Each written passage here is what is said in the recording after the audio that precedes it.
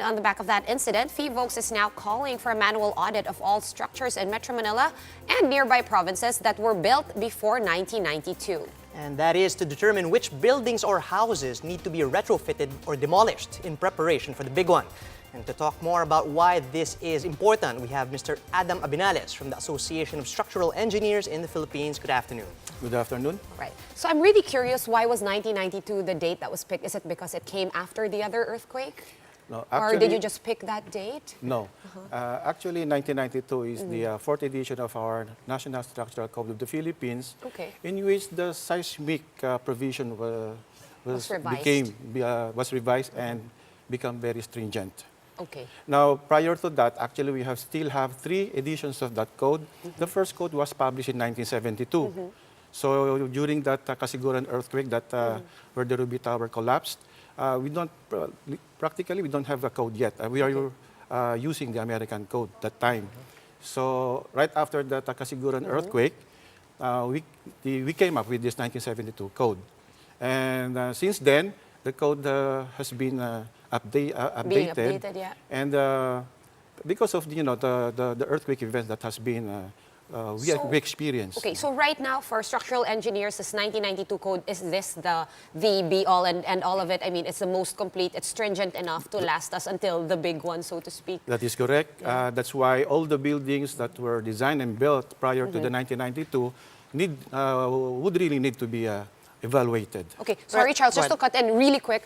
Still with regard to that 1992 code, when you formalized the 1992 version of the code, was there no review of all existing structures that was done or mandated? To my knowledge, I think there are some, but not all. Okay. Especially those structures which are not properly designed. Yeah, it's been a long time since that code was first enacted. Let's talk about the manual review for a minute. What does this mean, and what should someone who, let's say, lives in a house that fails such a kind of a review, what's the immediate steps that they should take? Well, we have this a program, no, which ASEP and Phivolcs have collaborated. We came up with a flyer or something like a flyer. No, we call this a flyer, wherein you have these 12-point questions, and in which you can check your house if it is safe or not. So we can now self-check. we call this self-check, no, something like that. You don't need an engineer to do that, even if you are a layman. So you can easily understand the meaning of these 12-point questions. Actually, they are even published in Filipino version. Okay. Para malaman kung safe yung kanilang mga bahay. Or hindi. After you go through that checklist and then you fail. You fail. Then that would be the time that the owner of the building or the house would have to consult an engineer, so that a proper retrofitting would be implemented. All right, so let's talk about one thing that happened. Syempre, nung nangyari yung earthquake, a lot of people were sharing videos online, and one of the most scary videos, I think, was Emilio Aguinaldo building, like leaning against the residential tower beside it, right? Yeah, so they were saying that what happened there was some sort of liquefaction of the ground. Could have been caused by liquefaction of the or foundation. something like that, yeah. So how do we know when there's liquefaction? What is liquefaction? Okay. Now, first of all, I would like to make this clarification, because we actually conducted an inspection of this IAC and the other building, no?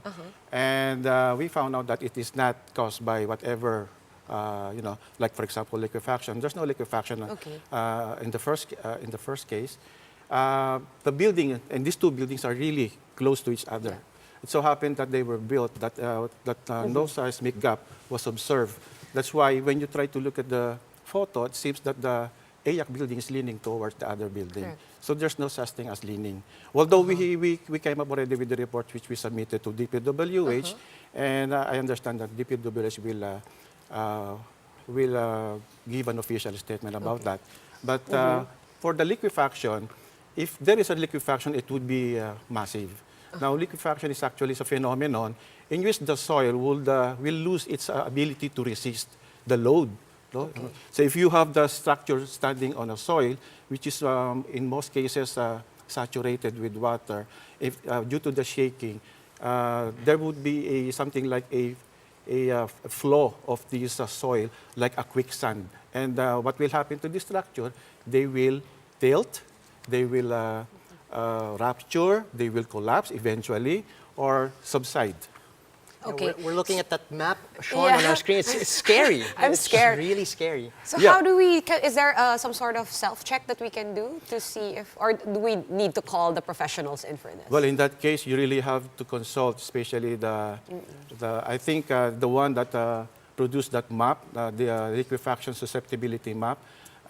If I'm not mistaken, it is the MGB or the Phivolcs, because they're the one producing these maps. They have conducted already a lot of studies on these areas, in particular Metro Manila. So they were able to identify already these liquefiable areas. Yeah, you mentioned earlier this flyer that you're distributing for the self-check. Are there any other resources that we can count on to help us determine whether the buildings that we live in are safe? Well, you really have to consult an engineer.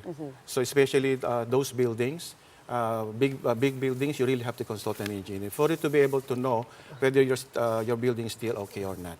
Yeah, for houses, I guess the pressure is less intense because it's not a building where there's 1,000 lives. Again, thank you very much, structural engineer Adam Abenales, for sharing with us all your wealth of information and experience. Thank you. Thank you, and you're welcome.